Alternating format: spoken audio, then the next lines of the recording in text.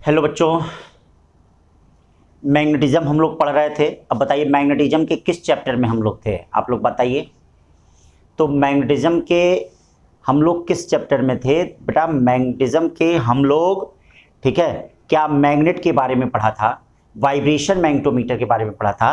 अब आज जो है हम लोग अर्थ मैग्नेटिज्म पढ़ेंगे। अर्थ मैग्नेटिज्म ध्यान दीजिएगा, अर्थ मैग्नेटिज्म काफ़ी इंपॉर्टेंट है।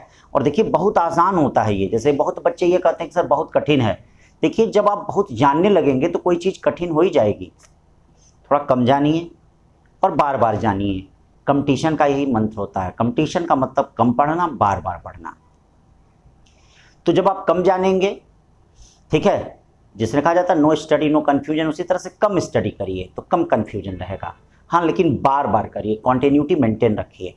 यही क्या है, सफलता का एक मूल मंत्र होता है बेटा। मैं यही जानता हूँ, चाहे आईएएस में कोई हो रहा है, चाहे पीसीएस में कोई हो रहा है, चाहे नीट में कोई हो रहा है, चाहे कहीं हो रहा है, उसका यही मंत्र है। वह कम जानता है, बार बार जानता है, ठीक है, कंटिन्यूटी बरकरार रखता है, कंसिस्टेंसी बरकरार रखता है, कॉन्फिडेंस लेवल उसका ऊंचा होता है, कंसंट्रेशन उसका क्या होता है, जबरदस्त होता है, और वह कई काम करते हुए सफल हो जाता है। देखिए जैसे इधर आईएएस का रिजल्ट निकला है, कई काम करते हुए बच्चे सफल हो जा रहे हैं। तो क्या इसका मतलब है? इसका मतलब ये नहीं कि ज़्यादा वो पढ़ रहे हैं, कंसंट्रेशन लेवल उनका क्या है, ज़बरदस्त है। जो पढ़ रहे हैं उसको ध्यान दे रहे हैं। अब ये नहीं कि कंफ्यूज हो रहे हैं कि पता नहीं ये कैसे हो रहा, वह कैसे हो रहा है, ये कैसे हो रहा है। तो उतनी तो हमें आवश्यकता है नहीं जानने की कि ये कैसे हो रहा, वह कैसे हो रहा है। तो मैं खास करके इस चैप्टर के लिए बता रहा हूँ, क्योंकि इस चैप्टर को लेके बच्चे काफ़ी कंफ्यूज होते हैं और बार बार, जैसे इसके पहले वाले में तो कोई दिक्कत नहीं है, बार बार ये कहते हैं कि क्यों हो रहा है। क्योंकि बेटा ये जो चैप्टर शुरू हुआ है वो खुद इमेजिनेशन पे शुरू हुआ है। तो अभी बताओ, कोई चीज़ें काल्पनिक अगर शुरू हो, कल्पना का पुल कितने देर तक रह सकता है? इमेजिनेशन का ब्रिज जो है वो ज़्यादा नहीं रह सकता है, उसको तो टूटना ही टूटना है। ज्यों नींद खुलेगी तो क्या है, वह टूट जाएगा। सपना तुरंत टूट जाएगा कि नहीं? तो उसको तो टूटना ही है। तो ये इमेजिनेशन पे सारी चीज़ें हैं। जो सही नहीं है उस थियरी के आधार पे अर्थ मैग्नेटिज्म को दिया गया है।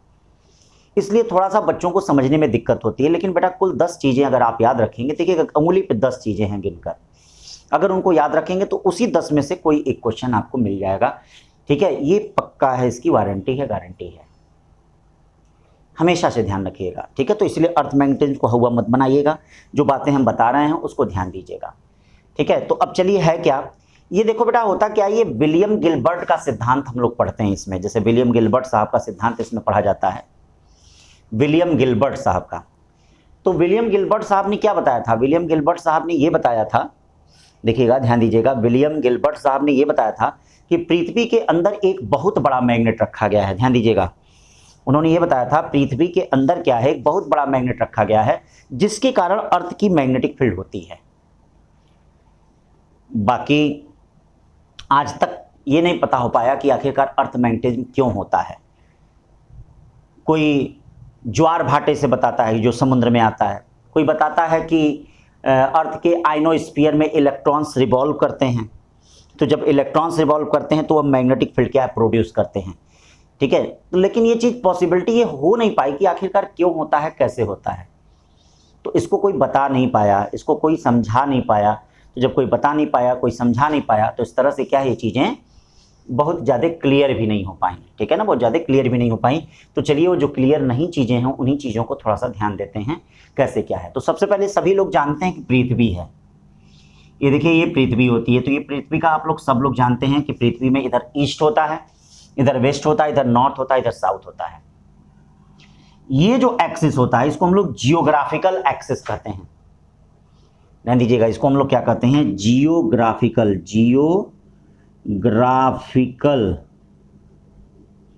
ये देखिए एक्सिस कहते हैं, जियोग्राफिकल एक्सिस कहते हैं इसको, ठीक है भाई। तो ये क्या कहलाता है, जियोग्राफिकल एक्सिस कहलाता है। इसको हम लोग क्या कहते हैं, जियोग्राफिकल एक्सिस कहते हैं। ध्यान दीजिएगा, मतलब ये जो होता है उसको जियोग्राफिकल एक्सिस कहा जाता है। इसमें क्या है, किसी मैग्नेट को इंक्लाइन करके रखा गया है। ध्यान दीजिएगा, किसी भी मैग्नेट को इंक्लाइन करके रखा गया। ये देखिए ये मैग्नेट है जो विलियम गिलबर्ट के दादाजी रखे थे, मजाक में बता रहे हैं, ठीक है। इसको जियोग्राफिकल नॉर्थ कहते हैं और इसको जियोग्राफिकल साउथ कहते हैं। ये देखिए जीएस है, ये जीएन है, और ये जो है ये जियोग्राफिकल इक्वेटर है, ठीक है, ये इक्वेटर है। तो मैग्नेट भी ऐसे रखा गया है जो विलियम गिलबर्ट के दादाजी रखे थे, ठीक है, मजाक में भाई ध्यान दीजिएगा, वह ऐसे रखे थे कि इधर की तरफ नॉर्थ पोल है और इधर की तरफ साउथ पोल है। क्योंकि आपको पता है कि अर्थ की जो मैग्नेटिक फील्ड बाहर की तरफ होती है वह नॉर्थ से साउथ होती है और अंदर की तरफ जो होती है वह साउथ से नॉर्थ होती है। भाई ध्यान देना, अंदर की तरफ जो होती है वह साउथ से नॉर्थ होती है, बाहर की तरफ जो होती है वह नॉर्थ से क्या होती है, ये साउथ होती है, बाहर की तरफ नॉर्थ से साउथ होती है। ठीक है, तो ये बताओ मैग्नेट की मैग्नेटिक फील्ड क्या हो जाएगी। पहले ये देख लेते हैं कि ये जो मैग्नेटिक है इसका जो एक्सिस है, ये देखिए, ये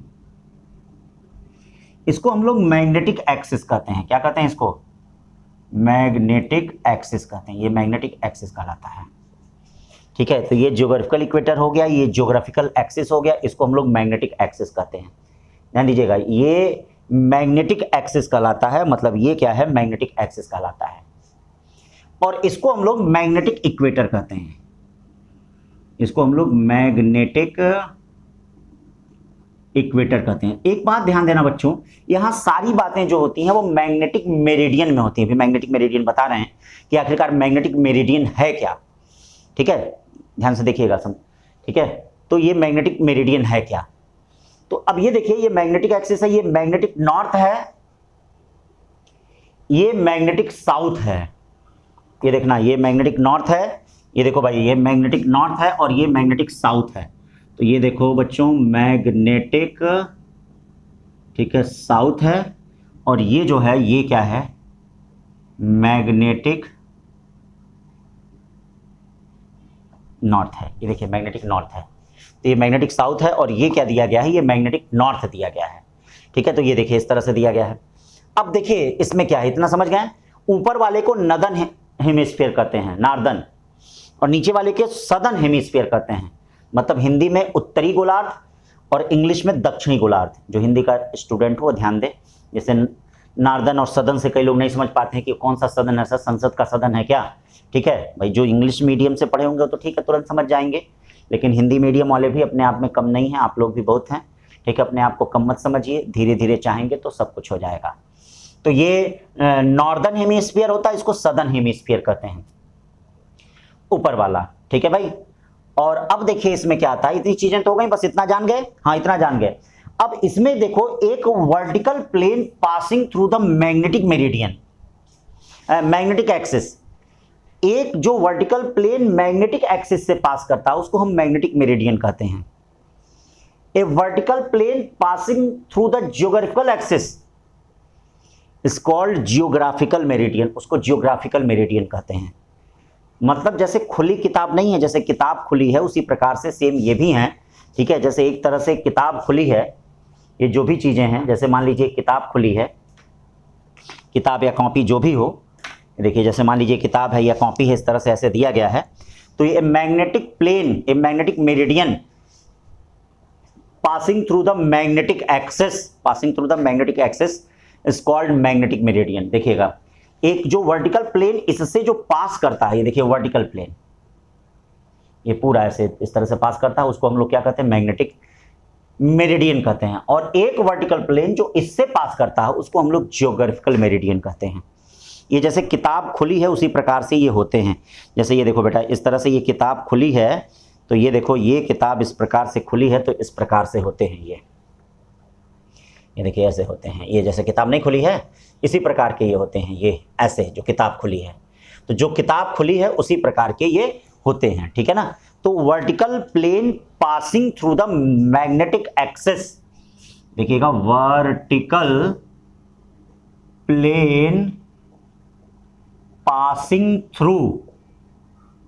थ्रू, ये vertical plane passing through, a vertical plane passing through magnetic axis, ध्यान दीजिएगा, magnetic axis is called magnetic meridian, उसको हम लोग मैग्नेटिक मेरिडियन कहते हैं। ठीक है, ये और vertical plane passing through the geographical axis, जब वो जियोग्राफिकल एक्सिस से पास करता है तो उसको हम लोग जियोग्राफिकल मेरिडियन कहते हैं। ध्यान देना, vertical plane passing through the, ये देखो वर्टिकल प्लेन, ठीक है, पासिंग थ्रू जियोग्राफिकल एक्सिस ये क्या है, जियोग्राफिकल एक्सेस इज कॉल्ड, क्या कहते हैं उसको, जियोग्राफिकल मेरिडियन कहते हैं।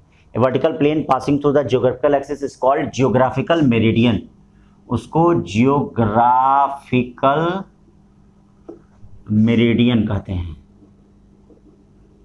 Is called geographical meridian, vertical plane passing through the geographical axis is called geographical meridian. ये हो गया, ठीक है। तो ये अब देखिए इसमें क्या है, हमको 3 एलिमेंट्स ऑफ अर्थ जानना है, एकदम शॉर्ट में, बहुत ज़्यादा नहीं बता रहे हैं, ठीक है, बहुत मिनिमम चीज़ें बता रहे हैं, बहुत ही मिनिमम चीज़ें और जेन्युइन चीज़ें जो आएंगी आपका। तो पहली चीज़ तो ये सब पोल वोल जानते रहिएगा, इसको मैग्नेटिक नॉर्थ पोल कहते हैं, इसको मैग्नेटिक साउथ पोल कहते हैं।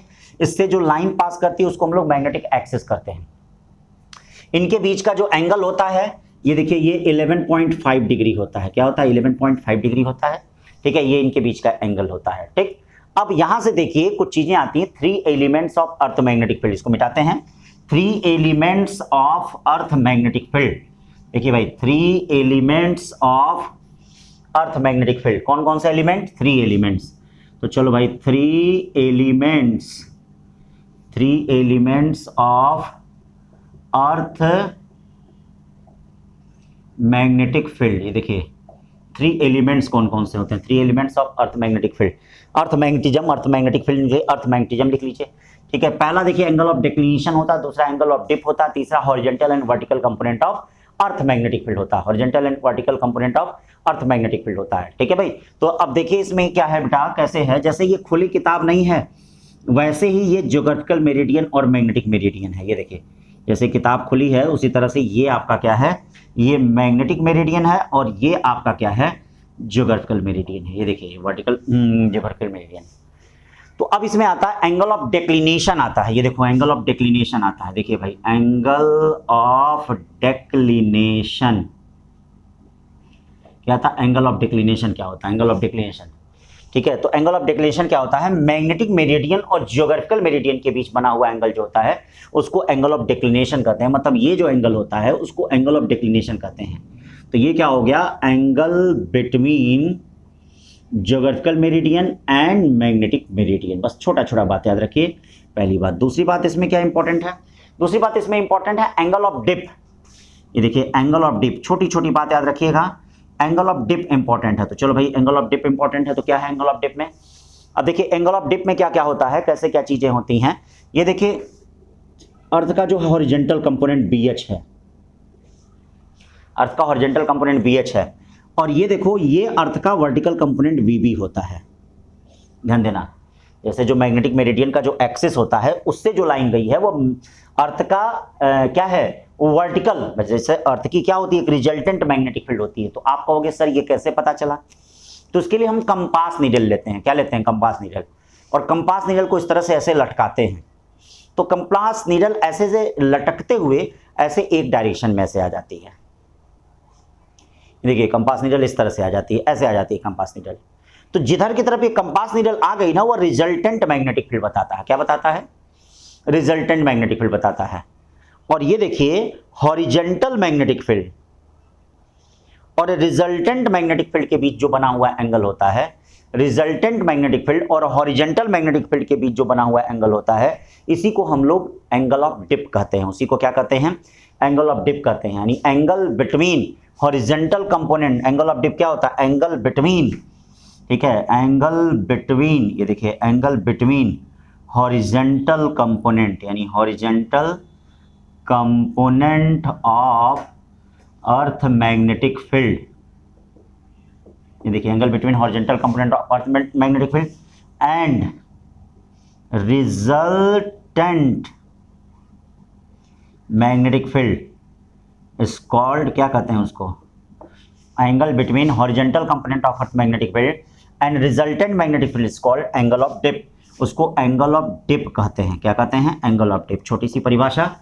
अब देखिए रिजल्टेंट मैग्नेटिक फील्ड ये होगा, ये रिजल्टेंट मैग्नेटिक फील्ड है ये, और इनके बीच का जो एंगल है उसी को हम एंगल ऑफ डिप कहते हैं।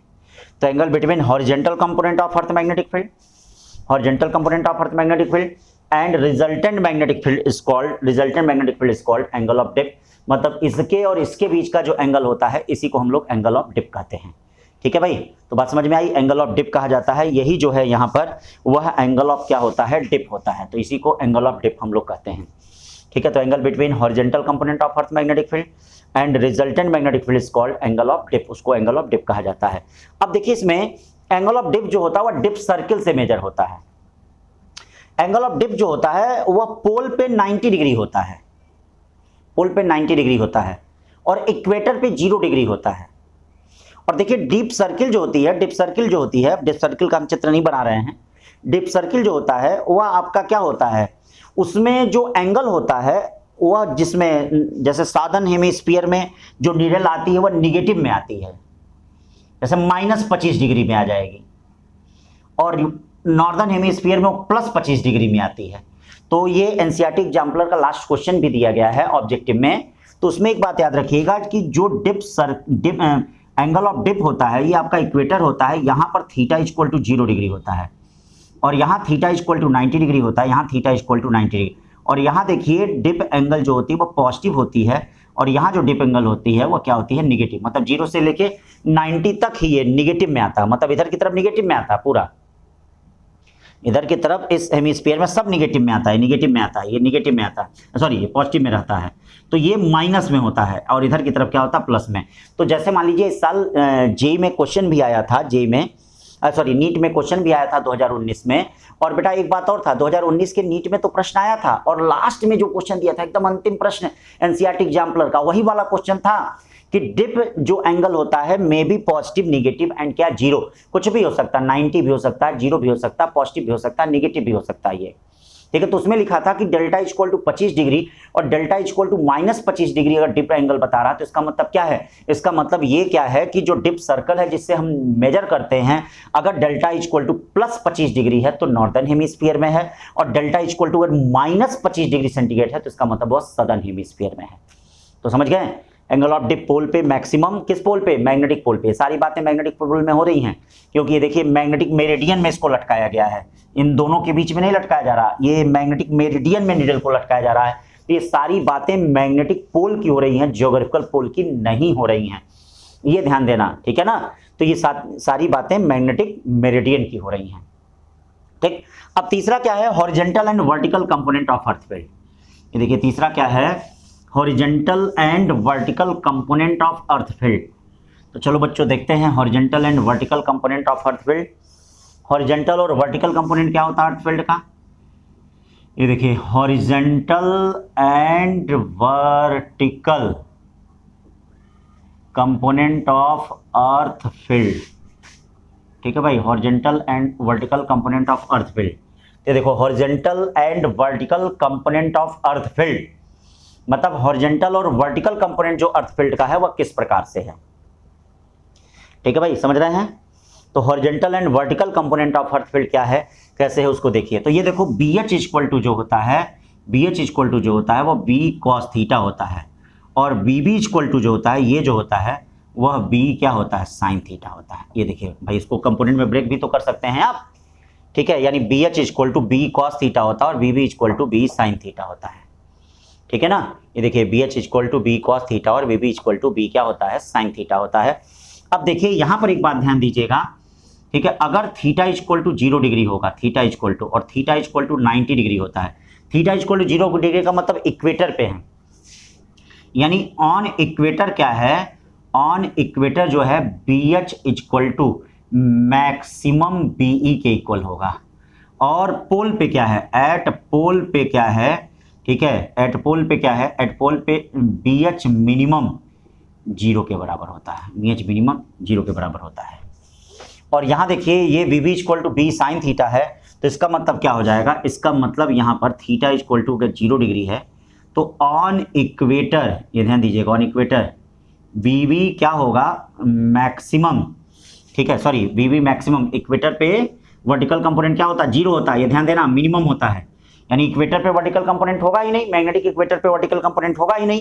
और थीटा इक्वल टू, अगर हम लोग क्या बात करेंगे, थीटा इक्वल टू 90 डिग्री की बात करेंगे, देखिए थीटा इक्वल टू 90 डिग्री की बात करेंगे तो ऑन इक्वेटर पे क्या होगा, ये ध्यान दीजिएगा, ऑन इक्वेटर पे जो है वह BB क्या होगा, मैक्सिमम होगा, और किसके बराबर होगा, B के बराबर होगा। ठीक है भाई, तो हो सकता है आपका क्वेश्चन इससे भी आ सकता है।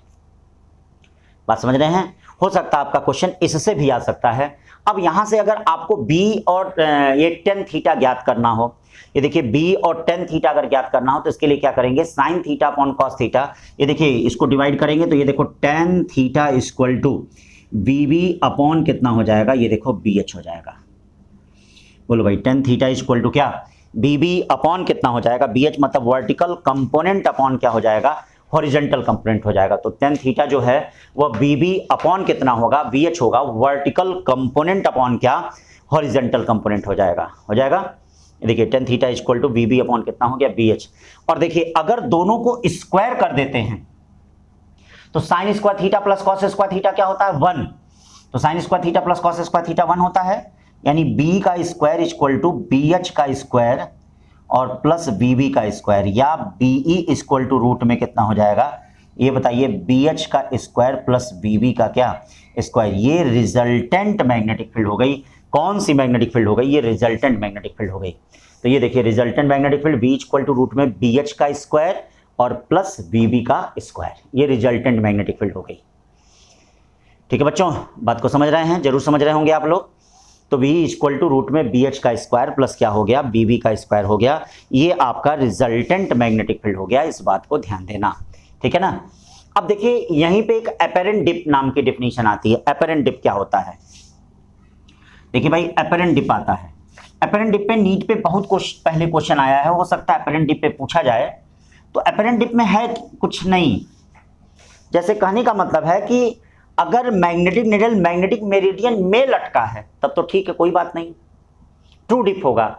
अगर मैग्नेटिक निडल मैग्नेटिक मेरिडियन से लटका है तो एपेरेंट डिप है। तो क्या याद करोगे, कैसे याद करोगे, क्या समझोगे, बहुत ज्यादा तामझाम नहीं, ये नहीं कि सर ये नहीं आता, मुझे नहीं आता, ये सब नहीं कहना, क्योंकि जो बता रहा हूं एकदम वही, एकदम डिट्टो वही चीज पूछी जाएगी। झूठ का सिर दर्द मत बनाओ, झूठ का कंफ्यूजन मत क्रिएट करो। झूठ का कंफ्यूजन तुम लोग नौटंकी क्रिएट करते हो कि क्या है सर समझ में नहीं आया। ठीक है भाई, कहाँ से चीजें उसको बताया जा सकता है, 3D डायग्राम है ये सब चीजें। ठीक है, और वो भी इमेजिनेशन में है, तो भाई एक तरह से तो टफ चीजें हैं ही, लेकिन वो टफ आती ही नहीं है, तो क्यों हम झूठ में। मेरा अनुभव है बेटा, उस चीज को समझो, मैं आपके भले के लिए इस चीज को कह रहा हूं। ठीक है ना। तो अब यहां पर देखिए क्या है, कैसे है, तो क्या है, कैसे है, कौन सी चीज है, इसका मतलब तो ये BH दिया गया है, BB दिया गया है। अब देखिए अगर magnetic needle suspended from magnetic meridian, यानी मैग्नेटिक निडल, ये देखिएगा magnetic needle suspended from magnetic meridian, from magnetic meridian, ये देखिएगा मैग्नेटिक मेरिडियन से लटका हो, magnetic suspended from magnetic meridian at alpha angle, कितना, एट अल्फा एंगल, ये देखिए अल्फा एंगल पे, तो अल्फा चाहे बीटा कुछ भी ले लो। तो अब इसमें देखो क्या होता है, हॉरिजॉन्टल कंपोनेंट में चेंज होता है, लेकिन वर्टिकल कंपोनेंट में कोई चेंज नहीं होता है, ये ध्यान देना। हॉरिजॉन्टल कंपोनेंट में चेंज होता है, लेकिन वर्टिकल कंपोनेंट में कोई चेंज नहीं होता है बच्चों, ये ध्यान देना। अगर इस तरह का सिचुएशंस आता है तो magnetic suspended from magnetic meridian at beta angle, ठीक है, तो इसमें क्या होता है, मैग्नेटिक निडल में क्या होता है, चेंज होता है, sorry horizontal component of earth field में चेंज होता है, लेकिन मैग्नेटिक मेरिडियन में कोई चेंज नहीं होता है। मैग्नेटिक मेरिडियन में कोई चेंज नहीं होता है, जो मैग्नेटिक मेरिडियन होता है उसमें कोई चेंज होता ही नहीं है। ठीक है, तो इसका मतलब BH अब जो होगा नया हो जाएगा, वो BH cos बीटा हो जाएगा, but BB equal to BB ही रहेगा। तो अब tan theta dash equal to क्या हो गया, एपेरेंट डिप हो जाएगा, वो BB अपॉन BH डैश हो जाएगा। तो बोलो BB अपॉन BH डैश हो जाएगा, या BB कितना है भैया, BB ही है। ठीक है, BH डैश कितना है, BH cos बीटा है, या ये देखिए एपेरेंट डिप और ट्रू डिप में क्या रिलेशन होगा, tan theta dash equal to tan theta upon कितना, cos बीटा हो जाएगा। ये इसमें और इसमें रिलेशन हो गया, यानी थीटा डैश और थीटा में ये रिलेशन हुआ। ये ध्यान दीजिए, थीटा डैश और थीटा में, ये देखिए थीटा डैश और थीटा में ये क्या हो गया, रिलेशन हो गया। तो इस तरह से थीटा डैश और थीटा में ये क्या हो जाएगा, ये रिलेशन हो जाएगा, थीटा डैश और थीटा में ये रिलेशन हो गया। ठीक है, एपेरेंट डिप और ट्रू डिप में ये रिलेशन हो जाएगा, ट्रू डिप और एपेरेंट डिप में ये रिलेशन हो जाएगा। ठीक है भाई, तो ये magnetic needle suspended from magnetic meridian, अगर मैग्नेटिक मेरिडियन से लटका है बीटा एंगल पे तो ये कंडीशन होगी tan theta dash equal to tan theta upon cos beta. ठीक, चलें, सही है। अब देखिए इसमें एक और कई चीज़ें आती हैं, ठीक है, उसको भी ध्यान देना। तो ये क्वेश्चन ये काफ़ी इंपॉर्टेंट है। अब देखिए जैसे कोई दो वर्टिकल प्लेन हैं, उन पे क्या है, एंगल ऑफ डिप अगर φ1 और φ2 दिए गए हैं तो ट्रू एंगल ऑफ डिप कितना होगा, cot square phi equal to cot square φ1 plus cot square φ2। ये भी बहुत इंपॉर्टेंट है, बहुत इंपॉर्टेंट है ये भी आपका नीट में आया हुआ क्वेश्चन है। ठीक है, कोई भी अगर दो वर्टिकल प्लेन है, ये देखिएगा, ठीक है, टू आर्बिट्रेरी प्लेन पे एंगल ऑफ डिप कितना दिया गया है, φ1 और φ2 दिया गया है, तो ट्रू डिप क्या हो जाएगा इस प्लेस पे। तो ये देखिए ये रिलेशन क्या हो गया, ठीक है, इफ φ1 एंड φ2, ध्यान दीजिएगा, इफ φ1 एंड φ2, देखिएगा φ1 एंड φ2 एंगल ऑफ डिप, ठीक है, एंगल ऑफ डिप ऑन, ठीक है, इसका भी डेरिवेशन है, डेरिवेशन की जरूरत नहीं है।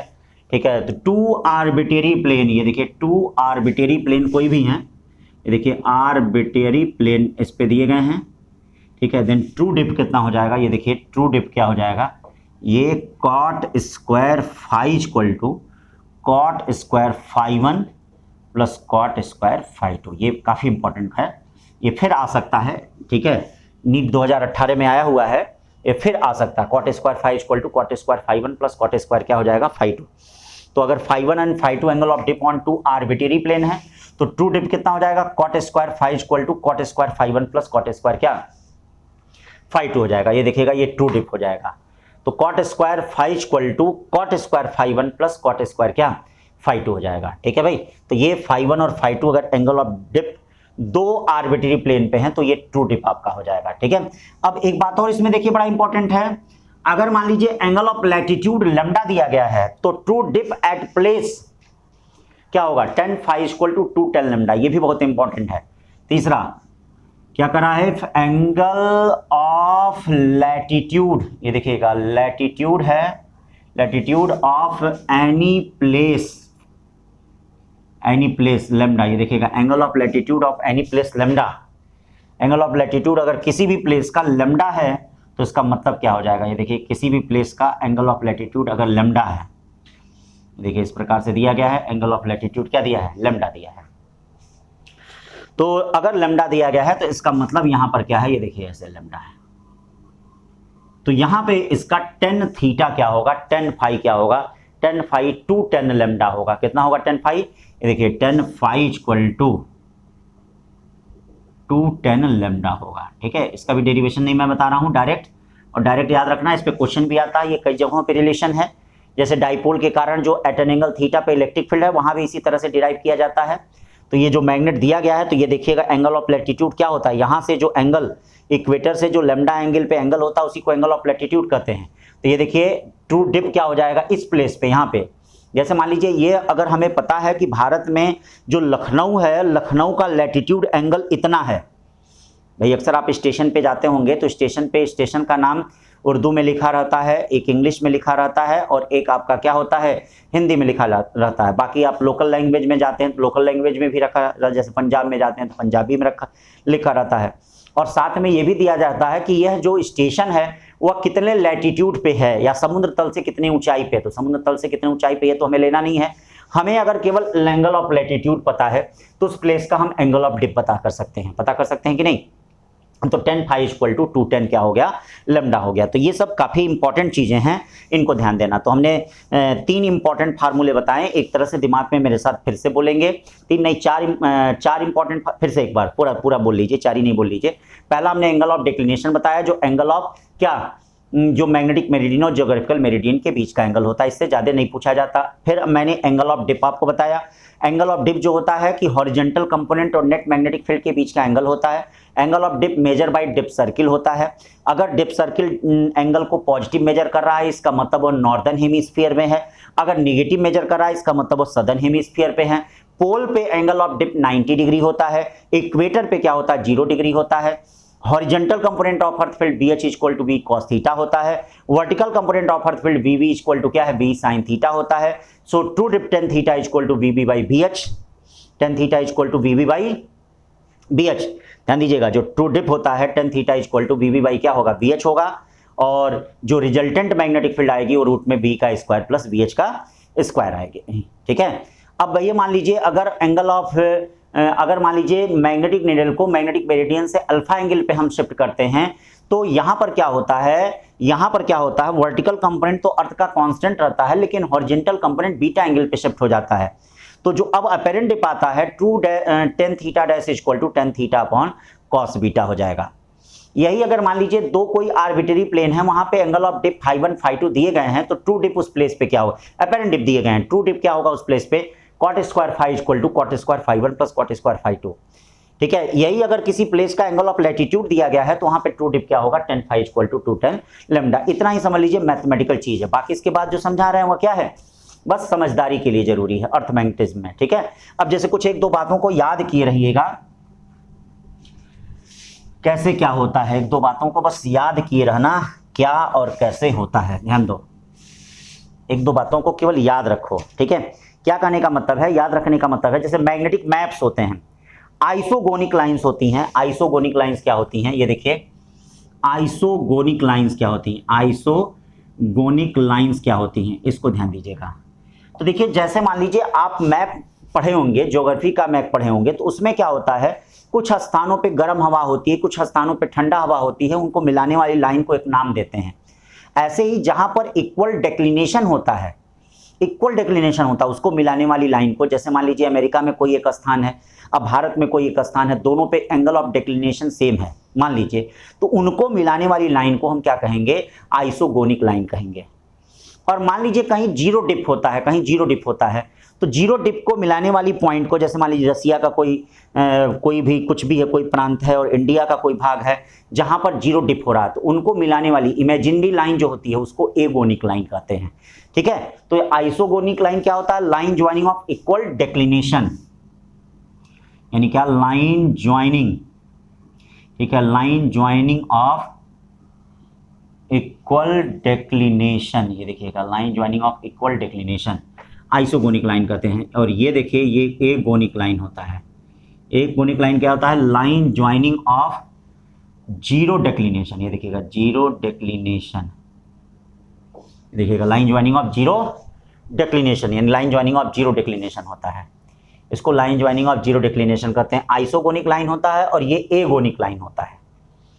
और फिर देखिए इसी तरह से आइसोक्लिनिक लाइन होता है, ये देखिए आइसोक्लिनिक लाइन, आइसोक्लिनिक लाइन होते हैं, ये देखिए आइसोक्लिनिक लाइन क्या होते हैं, लाइन ज्वाइनिंग ऑफ इक्वल, ये देखिएगा, लाइन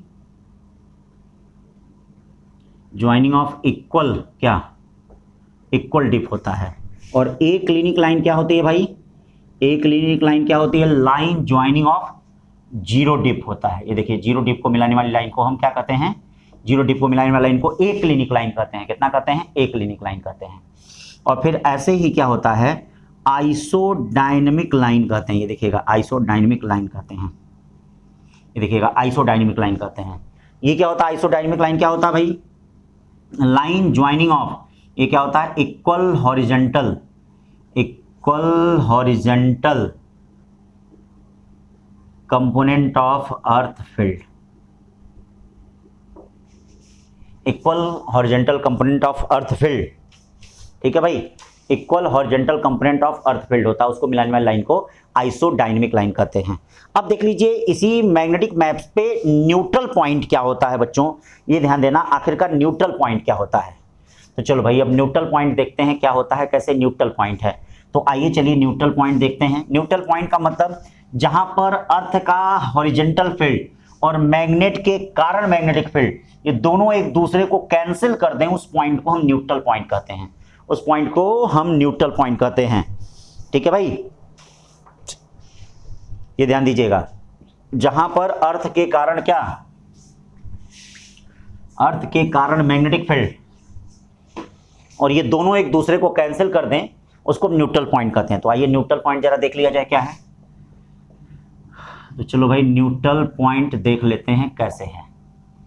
न्यूट्रल पॉइंट में दो तरह के केस आते हैं, एक मैग्नेट को वर्टिकल रखकर केस आता है और एक मैग्नेट को हॉरिजॉन्टल रख के केस आता है।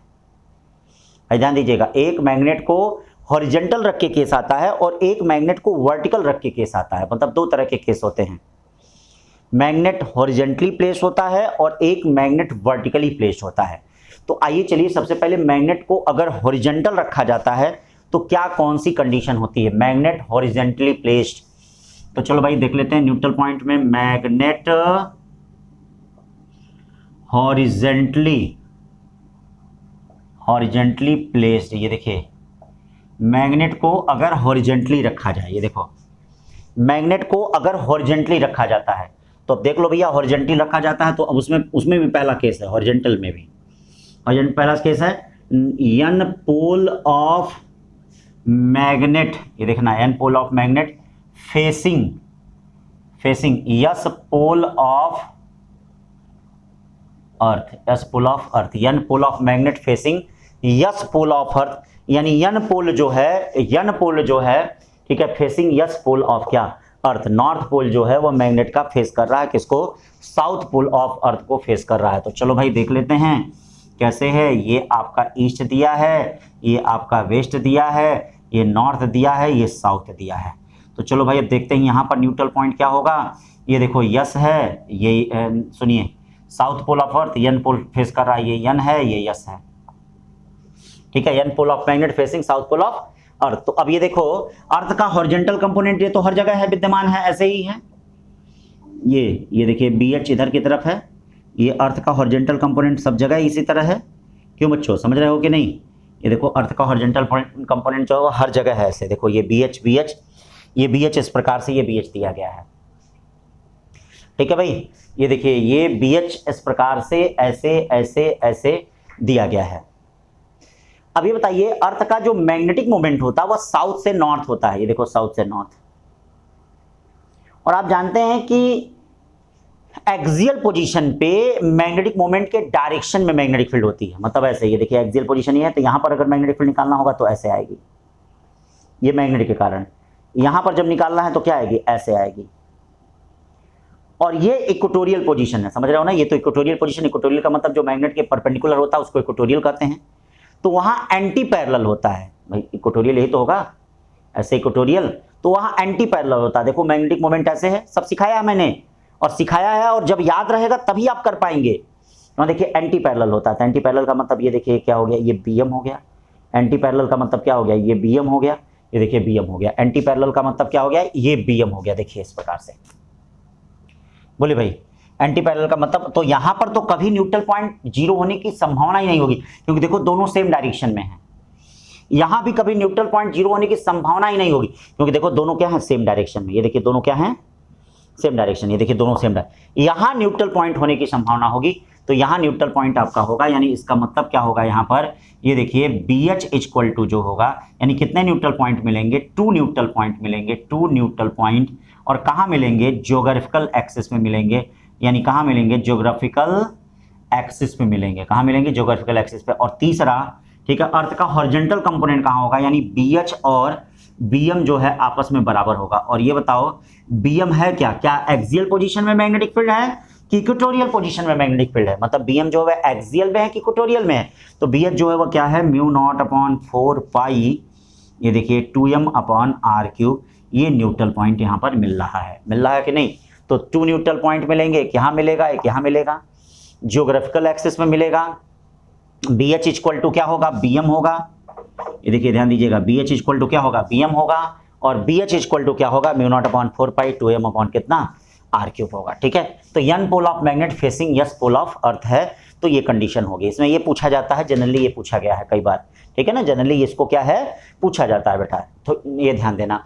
अब देखिए s pole of magnet facing, अगर मान लीजिए क्या होता है, s pole of magnet facing, मतलब n pole of magnet facing n pole of earth, n pole of earth, ये B वाला पॉइंट हो गया।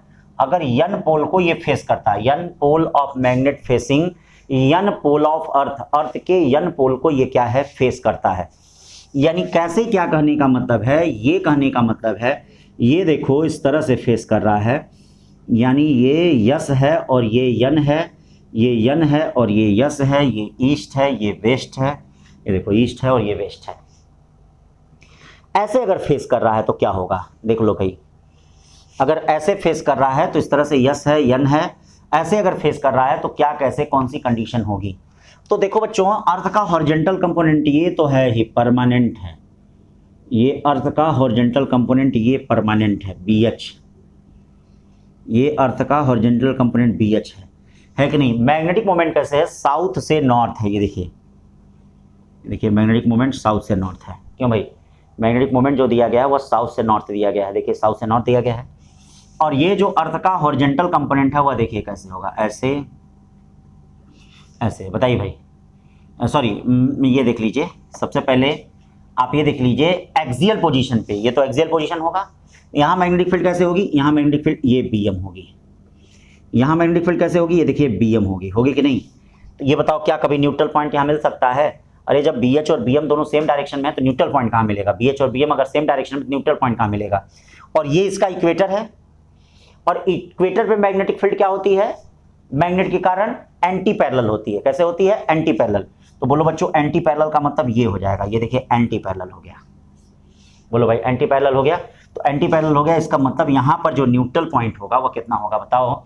यहाँ जो न्यूट्रल पॉइंट होगा यहाँ पे आपका मिलेगा, तो कहाँ मिलेगा, 2 न्यूट्रल पॉइंट मिलेंगे। कितने न्यूट्रल पॉइंट मिलेंगे, कहाँ मिलेगा, इक्वेटर पे मिलेगा। कहाँ मिलेगा, देखिएगा इक्वेटर पे मिलेगा। ये देखिएगा कहाँ मिलेगा, इक्वेटर पे मिलेगा। तो इक्वेटर मिलेगा और क्या शर्त होगी, देखिए BH इक्वल टू जो होगा वह BM होगा। क्यों भाई, ये BM है तो था, या BH इक्वल टू BM क्या होगा, μ0/4 पाई m बाई कितना r³। ये देखिए ये BH आएगा, यानी BH equal to μ0/4 pi m by कितना आएगा, r³ आएगा। ये ध्यान देना, ठीक है बच्चों, बात को समझ रहे हैं। यानी क्या कहने का मतलब है, BH equal to μ0/4 pi m by कितना, r³। m बाई क्या, r³। ये अर्थ का हॉरिजॉन्टल कंपोनेंट हो गया। कौन सा कंपोनेंट हो गया, अर्थ का हॉरिजॉन्टल कंपोनेंट हो गया, BH इक्वल टू BM।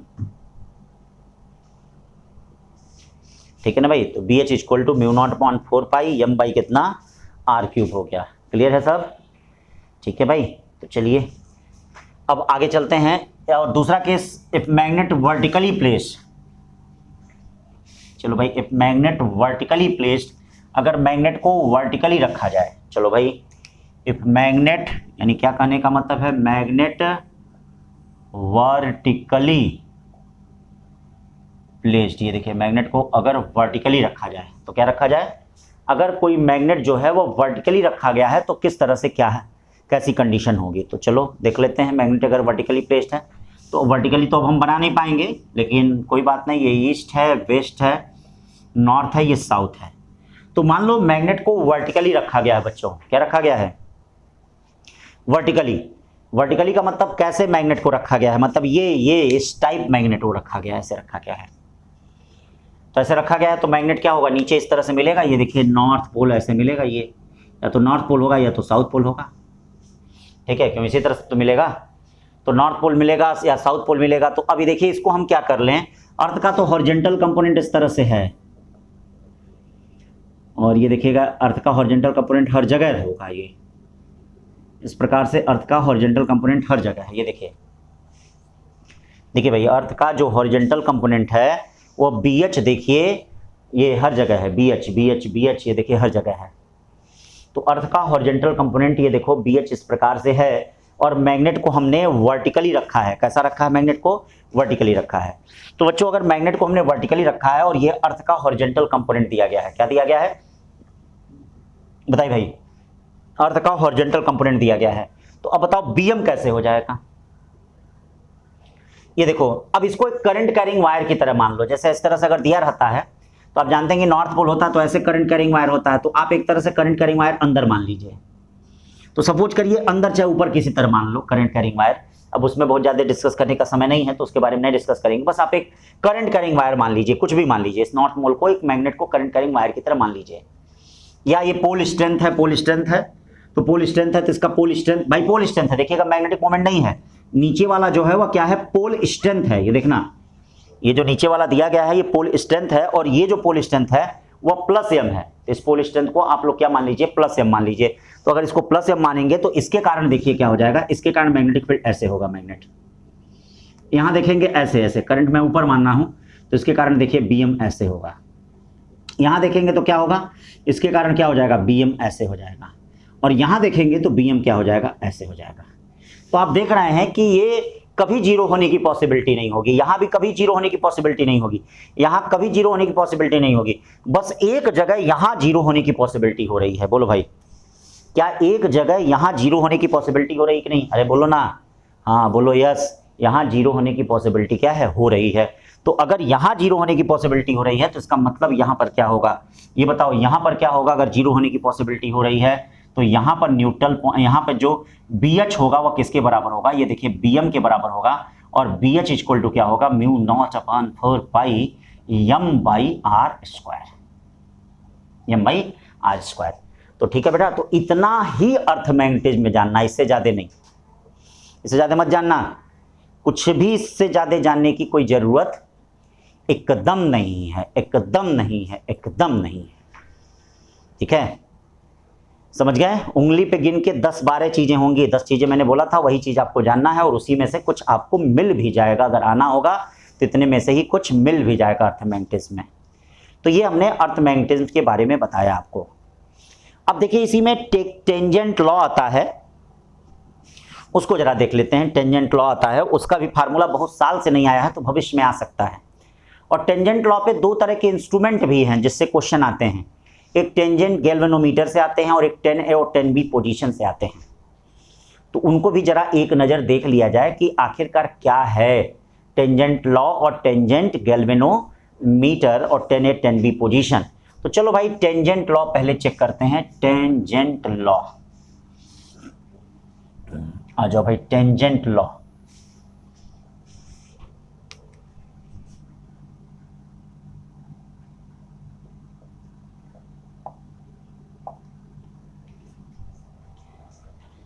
चलो बच्चों, अब देखो टेंजेंट लॉ क्या है। देखो भाई ध्यान दो, टेंजेंट लॉ क्या है। टेंजेंट लॉ क्या है, दो प्रकार की मैग्नेटिक फील्ड में मैग्नेटिक नीडल का वाइब्रेशन ही टेंजेंट लॉ कहलाता है। दो प्रकार की मैग्नेटिक फील्ड में मैग्नेटिक नीडल का वाइब्रेशन ही टेंजेंट लॉ कहलाता है। देखिए जैसे एक अर्थ का हॉरिजॉन्टल कंपोनेंट हर जगह विद्यमान है, ये देखो, और ये जो है, ये जो मैग्नेटिक फील्ड है ये किसी कारण हो सकती है। Magnetic field due to magnet हो सकती है, magnetic field due to magnet हो सकती है। फिर क्या हो सकता है, ये देखिए magnetic field due to magnet हो सकता है, magnetic field due to magnet हो सकता है। ठीक है, magnetic field due to current wire हो सकता है। ठीक है, और magnetic field due to moving charge, कुछ भी हो सकता है। मतलब एक क्या होगी, एक्सटर्नल कोई भी फील्ड होगी उसके कारण मैग्नेटिक फील्ड होगी, और एक दूसरा जो है वह अर्थ का, पृथ्वी का हॉरिजॉन्टल कंपोनेंट है उसके कारण होगी। अब हम लोग क्या है, इसमें किसी एक मैग्नेटिक नीडल को रखा गया है। ये देखिए इसमें, ये देखिए ये मैग्नेटिक नीडल को रखा गया है, ये मैग्नेटिक नीडल है। ये देखिए मैग्नेटिक नीडल इसमें इस प्रकार से ऑसिलेट कर रही है। क्या कर रही है, ऑसिलेट कर रही है। तो ऑसिलेट कर रही है तो ये देखिए इस प्रकार से ये इनके बीच का एंगल जो हो गया वह क्या हो गया, थीटा हो गया। ठीक है भाई, ये देखिए इसमें इस प्रकार से वह ऑसिलेट कर रही है और इनके बीच का जो एंगल हो गया वह क्या हो गया, ये देखिए थीटा। देखिए भाई ये इनके बीच का एंगल जो हो गया वह क्या हो गया, थीटा हो गया। ये देखो इनके बीच का एंगल क्या हो गया, थीटा हो गया। बोलो भाई सही है, इनके बीच का एंगल जो देख रहे हो थीटा है। तो अब ये देखो ये बी दिया गया है और ये इस प्रकार से, इस प्रकार से ये भी है। tan theta equal to perpendicular upon base, या b इक्वल टू क्या हो जाएगा, BH tan थीटा। देखिए b equal to BH tan theta हो जाएगा, यानी b equal to BH tan theta हो जाएगा। और थीटा जो है BH और इसके बीच का एंगल हो जाएगा, तो b equal to BH tan theta हो गया। ये देखिए b equal to BH tan theta, ये टेंजेंट लॉ हो गया। ठीक है भाई, इसी को टेंजेंट लॉ कहते हैं। अब इस पे दो तरह के इंस्ट्रूमेंट लगे हुए हैं, एक टेंजेंट गैल्वेनोमीटर लगा हुआ है। चलिए टेंजेंट गैल्वेनोमीटर को देख लेते हैं। आओ बच्चों, चलिए टेंजेंट गैल्वेनोमीटर को हम देखते हैं क्या होगा। तो चलो भाई टेंजेंट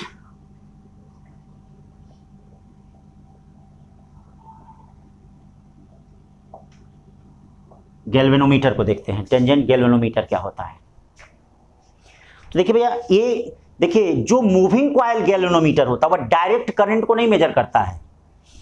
उसके लिए जैसे हमें अमीटर में बनाना पड़ता है। अमीटर में बनाने के लिए हम क्या करते हैं, लो रेजिस्टेंस को हम क्या करते हैं, पैरेलल में जोड़ते हैं। क्यों भाई? लो रेजिस्टेंस को हम क्या करते हैं, पैरेलल में जोड़ते हैं। तो ये देखिए ये टेंजेंट गैल्वेनोमीटर हो गया। क्या हो गया? ये टेंजेंट गैल्वेनोमीटर। अब टेंजेंट गैल्वेनोमीटर में ये देखो ये वर्टिकल लूप होता है इस प्रकार से। ये देखो ये वर्टिकल लूप होता है इस प्रकार से। ठीक है बच्चों, टेंजेंट गैल्वेनोमीटर में ये क्या होता है, ये देखिए एक वर्टिकल लूप होता है इस प्रकार से।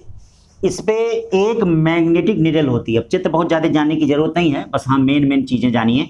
ये नहीं कि लगे चित्र बनाने, ठीक है, बस मेन चीज़ें जानिए। वही मैं मेन चीज़ आपको डिस्कस कर रहा हूँ। इस तरह से ये स्टैंड होता है, इस स्टैंड पे ये मैग्नेटिक निडल रखी होती है। ठीक है भाई, इस तरह से स्टैंड पे ये मैग्नेटिक निडल होती है। ये देखिए मैग्नेटिक निडल होती है। तो इस प्रकार से स्टैंड पे ये मैग्नेटिक निडल होती है। मान लीजिए मैग्नेटिक निडल है, ये अर्थ का हॉरिजॉन्टल कंपोनेंट BH है।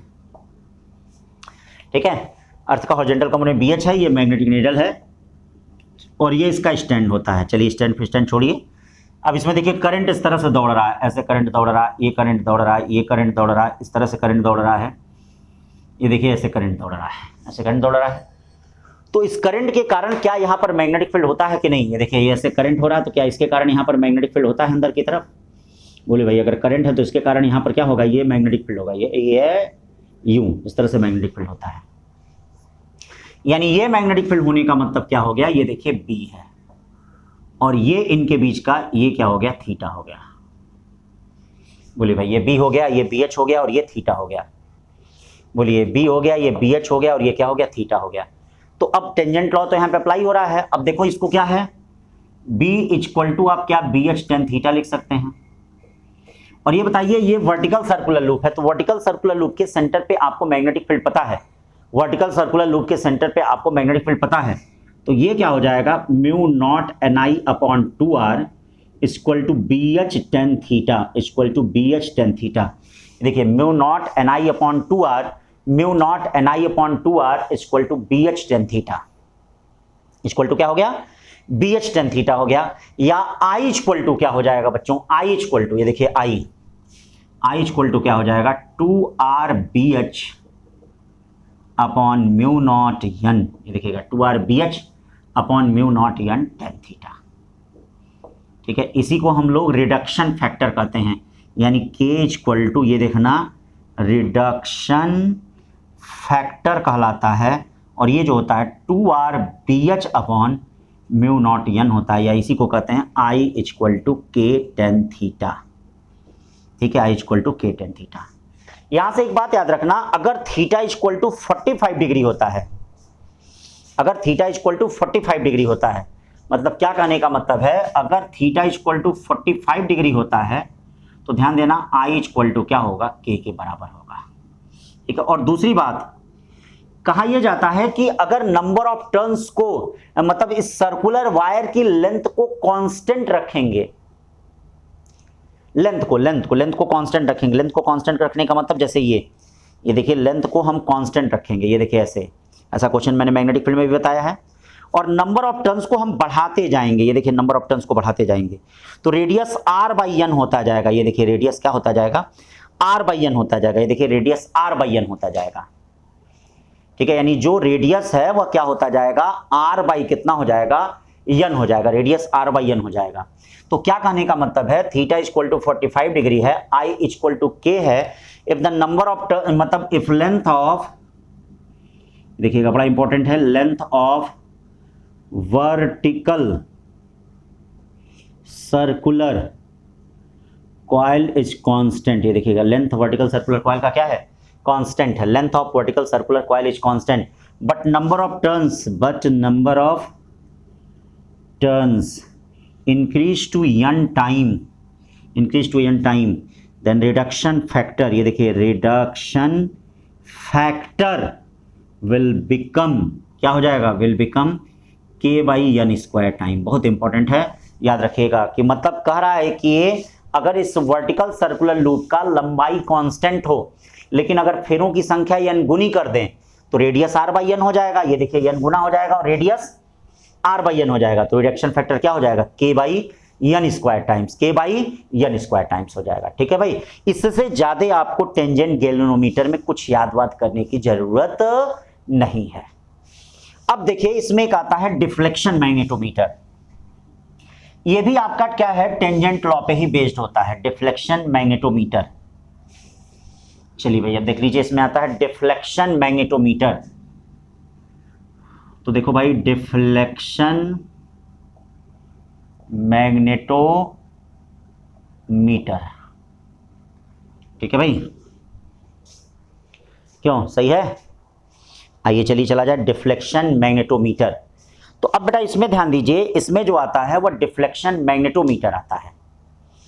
क्या कहता है डिफ्लेक्शन मैग्नेटोमीटर, आइए देखते हैं डिफ्लेक्शन मैग्नेटोमीटर आखिरकार क्या कहता है। तो बच्चों ये देखो, डिफ्लेक्शन मैग्नेटोमीटर जो होता है, ये देखिए डिफ्लेक्शन मैग्नेटोमीटर, ये इसमें दो तरह की चीजें होती हैं। एक 10A पोजीशन होता है, 10A पोजीशन बताते हैं। अब सबसे पहली बात आपके दिमाग में एक खटक रही होगी कि आखिरकार ये किस काम में आता है, तो किस काम में आएगा ये मैग्नेट के मैग्नेटिक मोमेंट को बताने के काम में आता है। भाई कोई भी जो मैग्नेट होता है, उस मैग्नेट के ये मैग्नेटिक मोमेंट को क्या है, ये बताने के काम में आता है, कि मतलब मैग्नेट के ये मैग्नेटिक मोमेंट को बताता है। ये जो टेंजेंट लॉ होता है वह किसी भी मैग्नेट के मैग्नेटिक मोमेंट को ये क्या करता है, ये बताता है। ठीक है भाई, समझ रहे हो। तो मैग्नेट के मैग्नेटिक मोमेंट को बताता है ये डिफ्लेक्शन मैग्नेटोमीटर। और ये 10A पोजीशन में, 10A पोजीशन में हम क्या करते हैं, आर्म ऑफ मैग्नेटोमीटर, ये देखो arm of magnetometer east west direction में रखते हैं। ये देखो ईस्ट हो गया, ये वेस्ट डायरेक्शन में रखते हैं। जो आर्म ऑफ मैग्नेटोमीटर है उसको हम लोग ईस्ट वेस्ट डायरेक्शन में रखते हैं। देखिएगा, आर्म ऑफ मैग्नेटोमीटर को ईस्ट वेस्ट डायरेक्शन में रखा जाता है। ये आपका ईस्ट हो गया, ये आपका वेस्ट हो गया, ठीक है। और इसी में देखिए ये मैग्नेटिक निडल होती है, ये देखिए ये मैग्नेटिक निडल होती है, और ये मैग्नेटिक निडल होती है, और ये देखिए ये BH होता है। और इसमें देखो ये मैग्नेट रखा होता है। मैग्नेट का मतलब ये साउथ पोल हो गया, ये नॉर्थ पोल हो गया, ठीक है भाई, साउथ पोल हो गया, नॉर्थ पोल हो गया। ये देखिए मैग्नेट ऐसे रखा होता है, साउथ पोल और नॉर्थ पोल एक्सियल पोजीशन पे हम रखते हैं। तो बताइए क्या इसके कारण यहाँ मैग्नेटिक फील्ड होगा कि नहीं, बोलिए भाई इसके कारण क्या मैग्नेटिक फील्ड होगा। तो अब इसी में मैग्नेटिक निडल रखा हुआ है, यानी ये आपका क्या हो गया, थीटा हो गया। ये देखिए थीटा एंगल पे इस तरह से आएगा।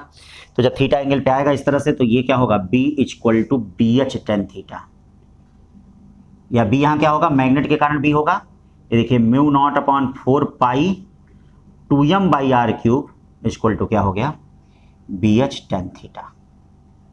ठीक है भाई, तो इसका मतलब 10A पोजीशन में बस इतना याद रखो, 10A पोजीशन में क्या होता है, μ0/4 पाई, ठीक है, 2m/r³ = BH tan थीटा।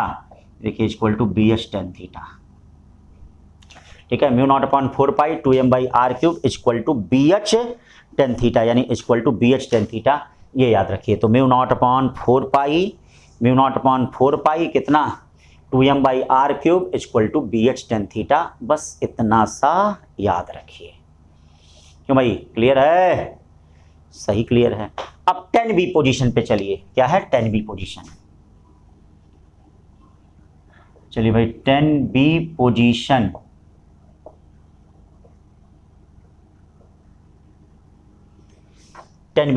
अब देख लो भैया 10B पोजीशन क्या है।